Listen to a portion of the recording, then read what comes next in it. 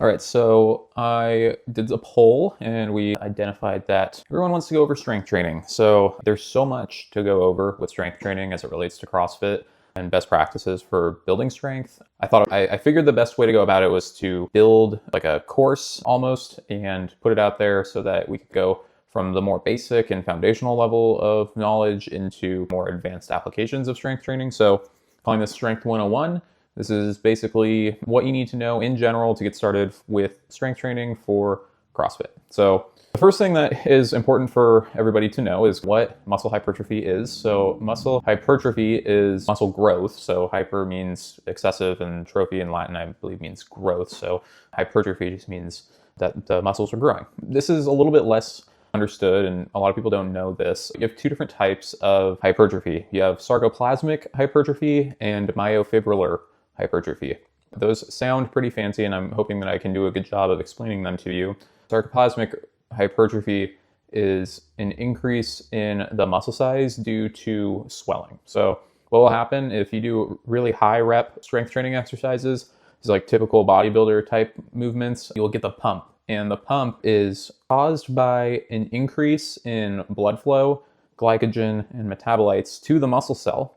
When this happens, when there is a increase in stuff, basically, water will try to go and keep the concentration of the extracellular fluid and intracellular fluids stable. And so if there are more byproducts, if there's more sugar, if there's more blood in the area, then you're going to get an increase in the amount of water that wants to go to the area as well. So your body will try and preserve the concentrations and the balance of water to other stuff. And so when you do really high volume training, really dense sets, lots of tempo, and you get the pump, what's happening is you're using a lot of sugar to do the contractions. The contractions are creating a lot of fatigue, and they're building up a lot of metabolites, and so a lot of water is flowing to that area as well, and that's what gives you the pump, right? Myofibrillar hypertrophy is the increase in the amount of muscle fibers that you have. And so when there is mechanical tension applied to the muscle, when you are training close to failure, if there's damage caused to the tissue, it will signal for what are called satellite cells to proliferate, which means your body will make a lot of them. And satellite cells will attach themselves to existing muscle fibers and add more muscle fibers. It's important to know that, well, it's not that important to know, but an interesting fact, I should say, is that most of the time when you add muscle fibers are added in parallel, not in series. And so if you have a bunch of muscle fibers that span the length of a limb, you're usually building thickness of the muscle fiber. You're not creating a longer muscle fiber. If I'm remembering correctly from my time in school, the places where they would observe, or the athletes that they would observe a lot of myofibrillar hypertrophy in series, which means that the muscle lengthens, is in like sprinters. And I imagine that's due to, it has something to do with the fast twitch nature, but also the rapid stretch and contract, relax mechanism of their sport. Anyways, this is a diagram that will explain that. So you can see here that your myofibrils are basically like little muscle units, like a smaller grouping of cells within the muscle fiber. And with sarcoplasmic hypertrophy, you are increasing the amount of extracellular fluid, and the muscle appears bigger, but it is just swollen. And then you have your myofibrillar hypertrophy, where there's an increased density of muscle fibers. So as it pertains to CrossFit as a sport, it is certainly at your advantage to have myofibrillar hypertrophy, not sarcoplasmic hypertrophy. You basically need to get as strong as you can without gaining any weight, right? It is to your advantage to be very strong and also light, because you're doing a lot of things that require you to move your body. Burpees, all the high skill gymnastics movements, running, all those things are going to bias a athlete with better strength to power ratios, and a strength training that you do should be targeting the myofibrillar hypertrophy a little bit more, a little bit less of the bodybuilding style training, in order to just get stronger and not necessarily carry around a bunch of extra water weight. You have another important physiological mechanism to understand, in addition to hypertrophy, is the size principle. So this is Henneman's size principle. And the fibers, basically it states that the fibers are recruited in order of which they are needed.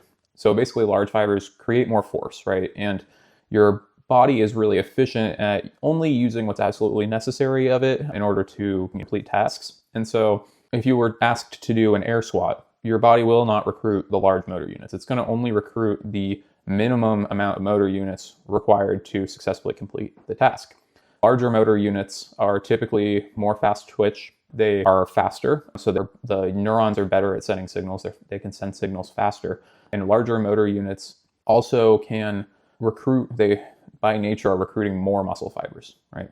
And so for CrossFit and building strength, you want to make sure that you are training the muscle fibers that are towards the upper end of the size principle, right? And so to do that, you need to lift heavy. This is what that means. So the main drivers for muscle hypertrophy are mechanical tension and proximity to failure. If there's anything that you should take away from this video, it's that by getting close to failure and having a lot of mechanical tension, which means going as heavy as you can, will produce the most potent stimulus for you to get stronger, right? Heavier weights require more motor units to be recruited, so you train a wider array of the motor units in your muscle fibers, and proximity to failure forces the adaptation to happen, right? So how do we do that? Your ideal sets and reps should basically be between 3 and 8 reps with 0 to 2 reps in reserve.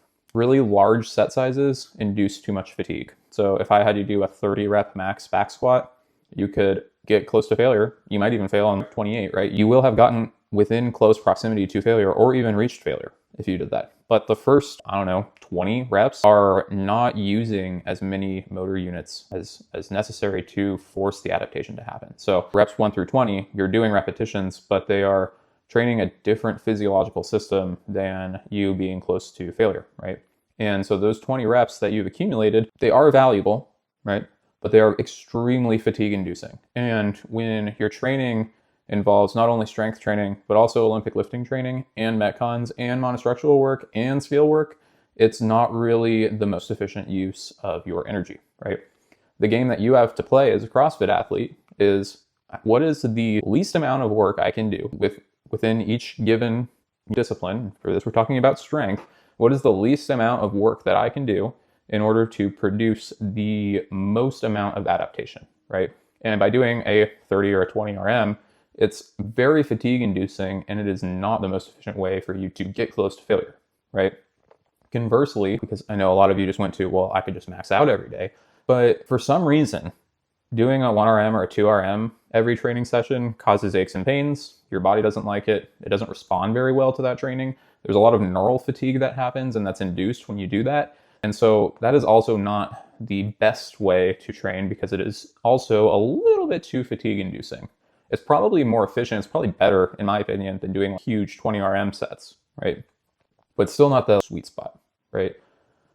So if you are going up to heavy sets of between 3 and 8, getting within 1 to 2 reps of reserve, sometimes 0 reps in reserve, you want to be accumulating between 15 and 25 reps altogether using however many sets, right?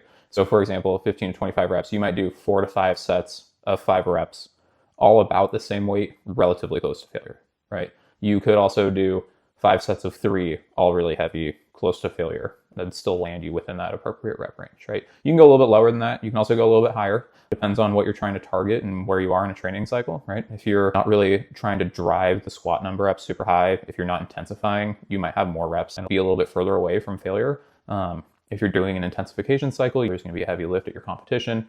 You might be closer to 2 to 3 reps for 2 to 3 sets and be very close to failure, really ramping up the intensity. So it depends a little bit, but in general, doing between 3 and 8 reps per set with close proximity to failure and accumulating between 15 and 25 reps is a really good place to start. So to go more in depth on this, the different set sizes and reps are going to induce different stimuli. So for strength, between 3 and 5 sets of 3 and 6 reps, being close to failure each set is going to be very valuable for strength and myofibrillar hypertrophy, right? For muscle endurance work and like typical bodybuilding hypertrophy type work, you can get away with doing 2 to 3 sets, 8 to 15 reps. And you want to be close to failure. And a lot of times I will prescribe a tempo with these as well, right? The reason that we're only doing sometimes 2 or 3 sets, which doesn't feel like a lot compared to what you might see in a bodybuilding program or some power building programs, for example, is because if you take those relatively close to failure with tempo, they are very fatigue inducing, and you don't really need to do more than that. If you do Bulgarian split squats, if you do 2 sets of 8 to 15 reps with the tempo and you take them to failure, you're not going to feel like you need to do more after that, right? The final rep range that's relatively common, I would say, things that show up at least relatively frequently in my programs, like rehab, therapy, prehab type stuff. So these are 2 to 3 sets, 20 to 30 reps with 4 to 5 reps in reserves, typically very low tension. This looks like doing stuff like tib raises. If someone has a bicep tendonitis, this might be like a really light banded bicep curl. These are just like things that will provide a therapeutic stimulus to the muscle and the surrounding tissues, but the goal is not necessarily to build strength or size within the targeted muscle tissue. It's more to just promote blood flow and protect the tissue and the surrounding area. So how you want to go and structure a training session now that you have all this information, you're probably wondering, what do I do next? How do I structure a training session? In general, this is the best practice for how to design an individual day of training. So the first thing you want to do is work on speed or skill, right? This is like sprints, plyos, gymnastics, if you're needing to work on your gymnastics, or if it's an upper body day. These are things that you want to be relatively fresh for, and you don't want to have a whole lot of fatigue, especially peripheral fatigue in the muscles when you go into it, right? Speed strength would be the next one. This is a little bit less common in CrossFit. This is stuff like weighted med ball passes, velocity-based training, specifically with the Olympic lifts, stuff that doesn't necessarily need to be touched a whole lot by the CrossFit athletes, but it's usually where Olympic lifting technique is going to show up when you're working with 30 or 40% of your 1RM. Maybe you are doing some weighted plyos to prep for a tough Olympic lifting session, or maybe a tough squat session, right? Next, strength speed is just going to be tough Olympic lifting, right? And so although it's heavy, it's the bar speed and the velocity of the lift is still significantly higher than what you're going to experience if you're doing a tough compound lift, right? Following that's when I'll go into the strength work. So usually not a ton of fatigue is induced with the strength speed stuff. It depends on how much volume you prescribe. It depends, right? And so if I'm going really heavy with an athlete for their strength speed work, the strength lift might have a little bit lower volume. If it's just a quick touch on the Olympic lifts, or it's like a quick power clean at like 70 or 80% before we move on to the strength movement, then usually you can load them up with typical volume there, right? Here with the strength, the movement selection is typically just a compound lift. So you're looking at like squat, bench, deadlift, overhead press, front squat, things like that. You can include 2 strength movements. So you can do something like 3 sets of 3 tough back squats, and then do 3 sets of 6 pretty tough Romanian deadlifts or something like that, if they need to get stronger hamstrings or lower backs or something like that. But then you can also include that stuff in muscle endurance, right? And so this is isolation work, and I often will include single leg work here. Again, single leg work, you could have them do heavy lunges after they do their strength piece and count it as a strength movement also. It just depends on the type of stimulus that you're trying to induce in the muscle, right? So muscle endurance is what's going to come next. That therapeutic isolation work that is going to work on those smaller muscles and work around problem areas and joints and limbs and stuff like that will come after, and then they'll do their mixed work finally after that. Additionally, depending on what's involved in the mixed work, you could move that therapy below that as well. It just depends. So in terms of frequency for the muscle groups and the training, squatting, or any sort of lower body stuff, you typically only need to do about 2 times per week. It's very fatiguing if the athlete is pushing themselves appropriately during these training sessions. They are extremely fatigue inducing, and you only really need to do them 2 times per week. For the upper body, you can get away with doing a little bit more. For CrossFit athletes specifically, gymnastic skills are primarily upper body. And so for the upper body days, that's kind of when you're going to want to include more of your gymnastics training. When we go back to this here, you'll notice that speed and skill can come first, and that's the gymnastics training. So an upper body day might be like work on some ring muscle ups, do some bench press, do some incline bench press with dumbbells, do some pull-ups. I don't know. We'll go over some examples in the future. So about 2 times per week for the lower body stuff, because it does require a little bit more time to recover. And then the upper body stuff, generally you can get away with doing that 2 to 3 times per week. At least 2 heavy sessions I would recommend, and then a third if you're feeling like you need it. So here's a sample program. I included 2.